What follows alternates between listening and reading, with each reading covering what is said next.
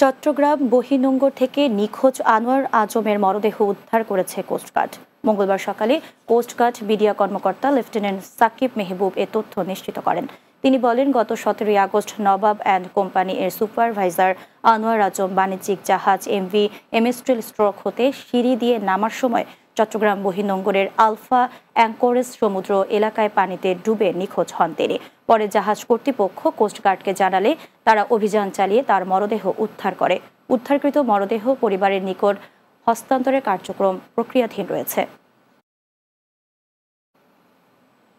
চট্টগ্রামের সীতাকুণ্ড উপজেলার সলিমপুরে নাগরিক সেবা নিয়ে গণশুনানি অনুষ্ঠিত হয়েছে। মঙ্গলবার সকালে সলিমপুর ইউনিয়ন পরিষদের হলরুমে এই গণশুনানির আয়োজন করা হয়।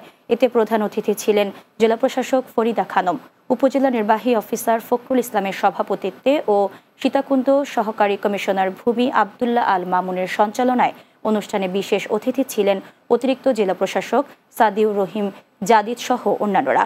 গণশুনানিতে স্থানীয় জনগণ পানি, বিদ্যুৎ, স্বাস্থ্য, সড়ক, শিক্ষা ও ড্রেনেজ ব্যবস্থা সহ বিভিন্ন নাগরিক সমস্যার কথা তুলে ধরেন।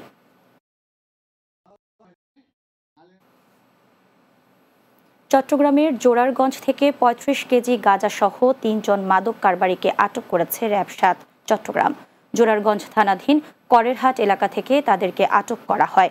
র্যাব জানায়, গোপন সংবাদের ভিত্তিতে জোরারগঞ্জ থানাধীন করেরহাট এলাকায় অভিযান পরিচালনা করা হয়।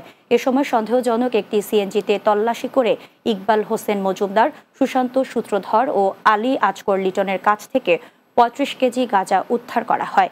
মাদক পরিবহনে ব্যবহৃত সিএনজিটিও জব্দ করা হয়েছে।